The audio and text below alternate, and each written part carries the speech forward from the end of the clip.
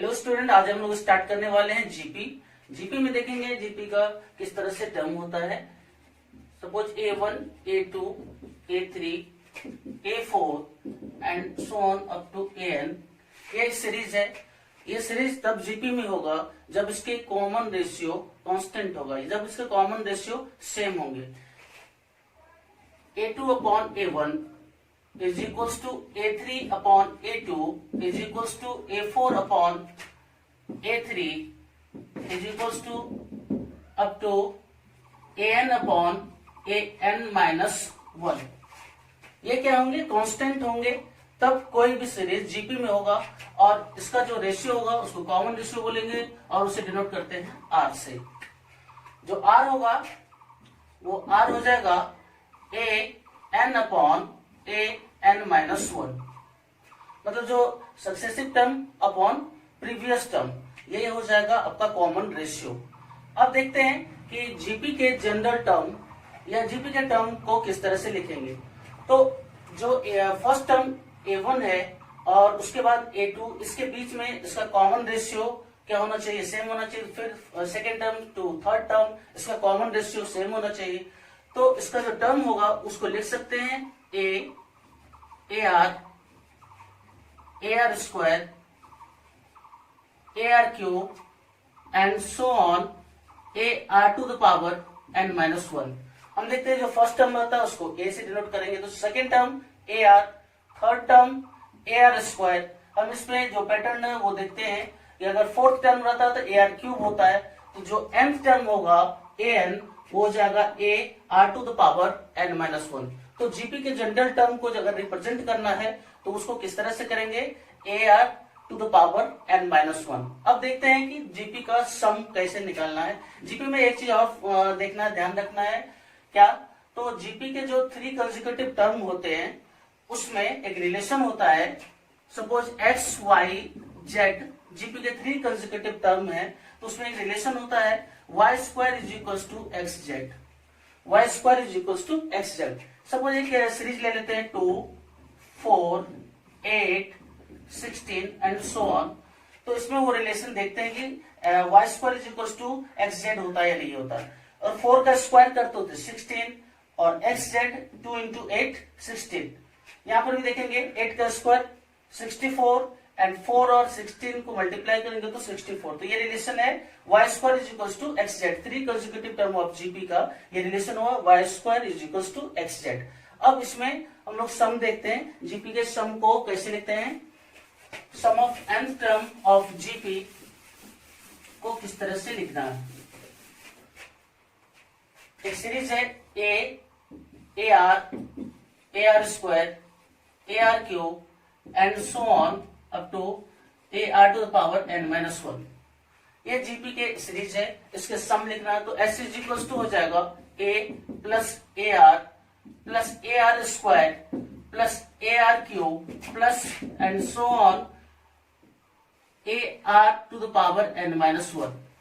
ये हो जाएगा हमारा इक्वेशन फर्स्ट।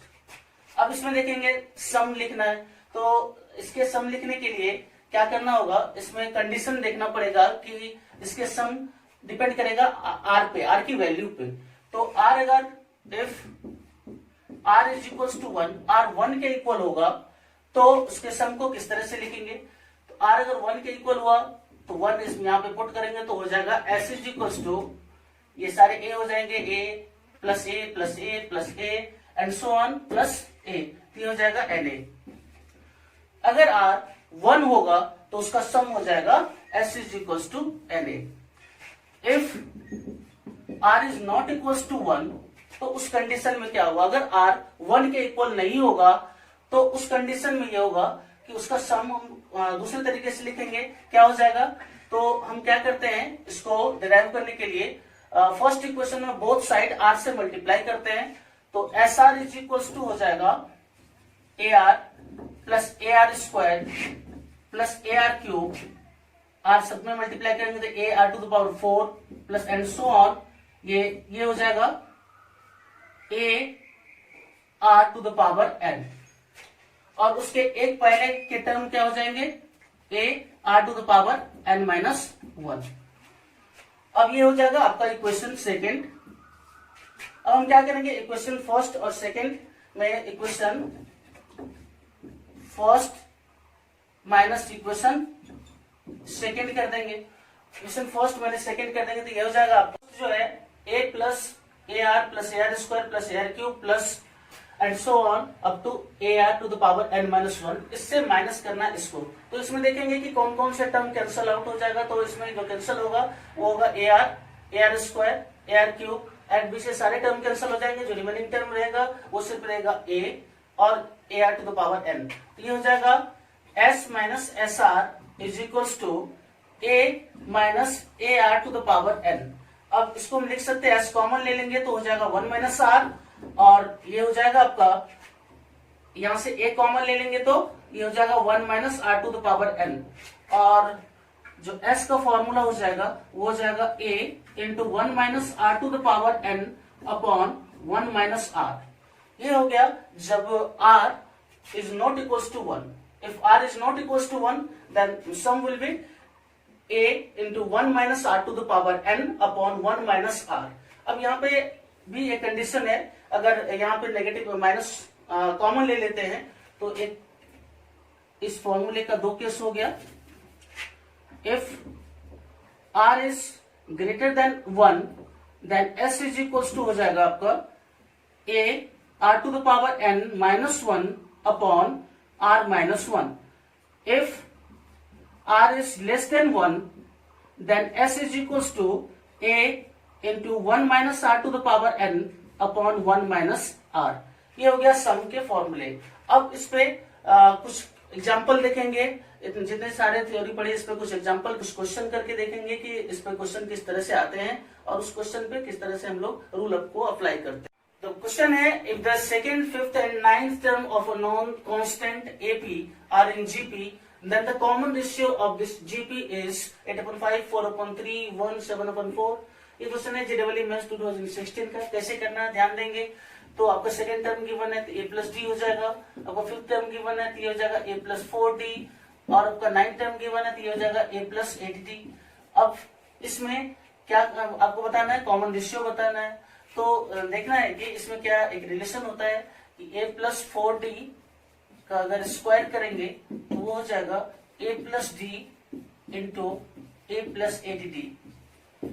जो अभी हम लोगों ने पढ़े थे कि Y square is equal to X Z, वही वाले रिलेशन एपी के 3 कंसेक्यूटिव टर्म, जीपी के 3 कंसेक्यूटिव टर्म है तो उसका एक रिलेशन होगा Y square is equal to X Z. अब इसको सॉल्व करना है, देखना है। तो सॉल्व करेंगे तो ये हो जाएगा a प्लस 4d का स्क्वायर है तो ये हो जाएगा a स्क्वायर प्लस 4, ये हो जाएगा 8ad प्लस 16d स्क्वायर, और ये इधर हो जाएगा a square plus 8ad plus ad